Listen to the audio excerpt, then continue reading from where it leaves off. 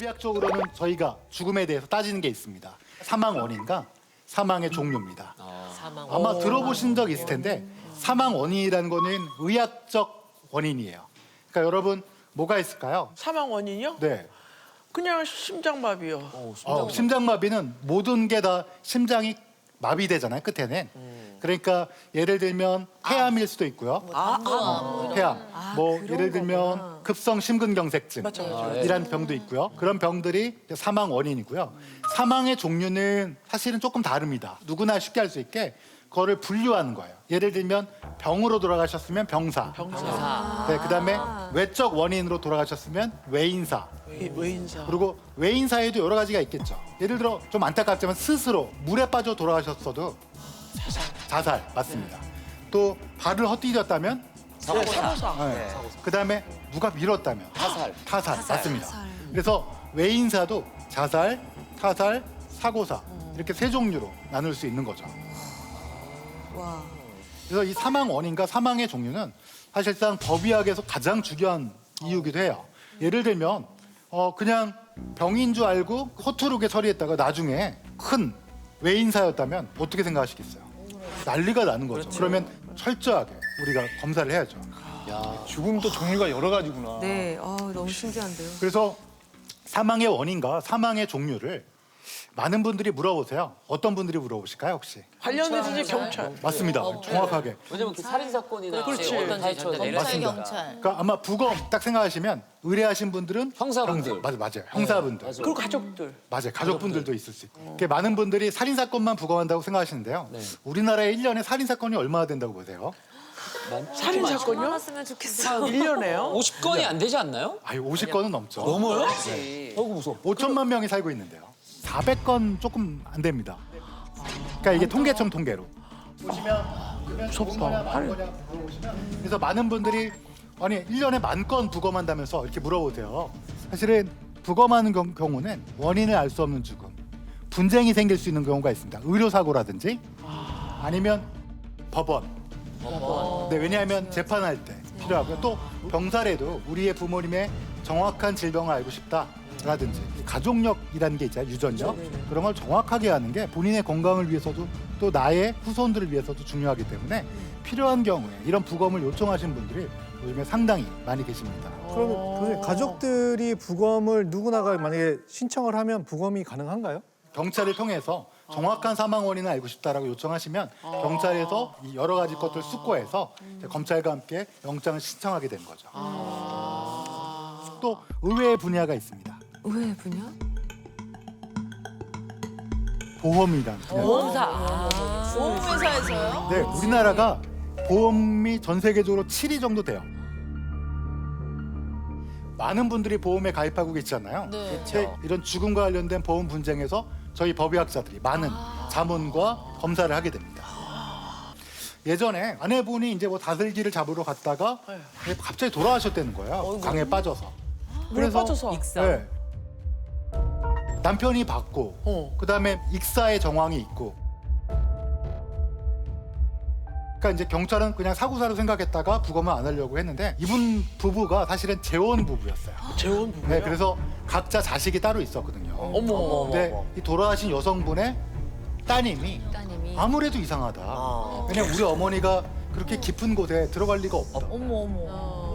그래서 이제 거의 장례, 화장을 치르기 일보 직전에 한 번만 부검해달라. 경찰한테 요청을 한 거야. 어떻게? 그래서 경찰이 가족이 요구하니까 부검을 한 거죠. 부검을 해봤더니 어깨를 누르고 목을 누르고 이렇게 압박한 흔적이 몸 곳곳에서 겉에선 보이진 않았지만 확인이 되었습니다.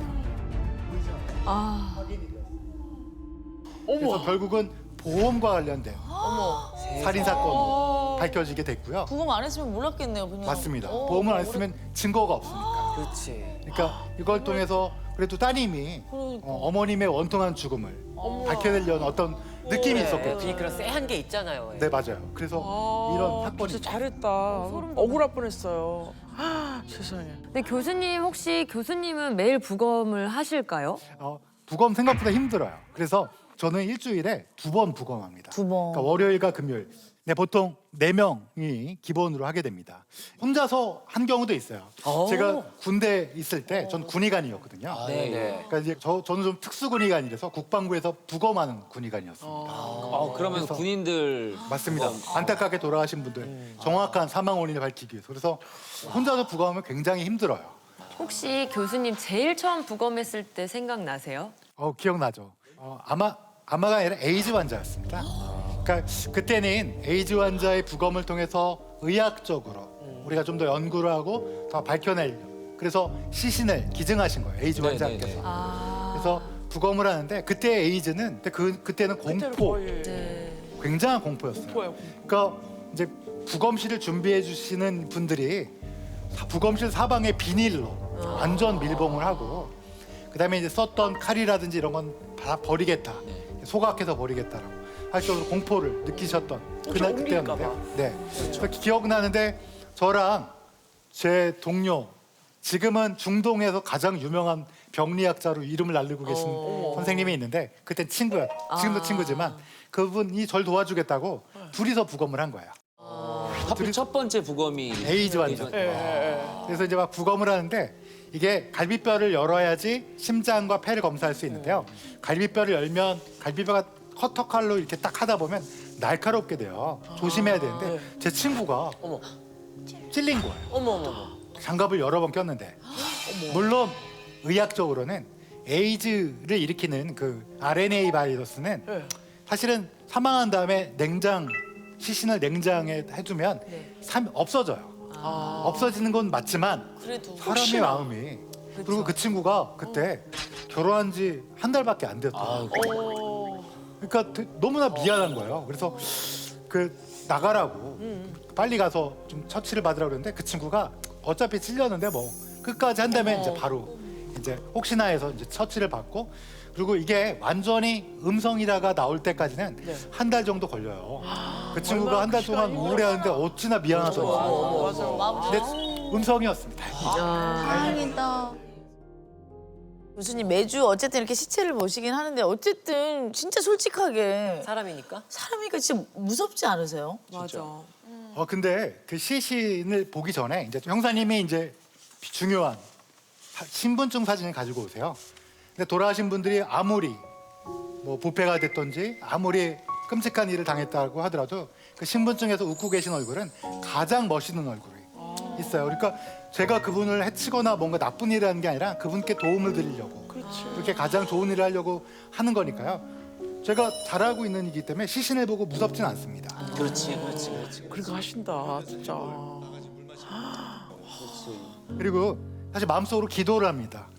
어떤 기도를 하면 이렇게 고단한 삶을 오랫동안 우리 모두 삶이라는 게 쉽지 않잖아요. 고단한 삶을 사실 이렇게 평안하게 휴식을 취하고 만약에 신이 계시다면 좋은 곳으로 가시기를. 그리고 돌아가신 분께는 제가 혹시나 이렇게 조금이라도 이렇게 시신을 하는 이유는 중요한 걸 밝혀드리려고 하는 거니까 너무 성내시지 마시고 대신 혹시 남기고 싶은 말씀이 있으시면 저한테 꼭 해주십시오. 이렇게. 느낌이 오시나요? 말 같은 그분이 얘기하는 것. 근데 가끔 이분이 이거를 얘기하고 싶으신 게 있었구나라고 느낀 적은 있습니다. 그렇겠지. 이 사망원이나 사망의 종류를 결정할 수 있는 게 아주 깊숙이 아무도 알 수 없는 곳에 숨겨져 있었고 이 안에 있었구나 그리고 나를 통해서 밝혀지는구나 라고 하면서 느낀 적이 있었어요.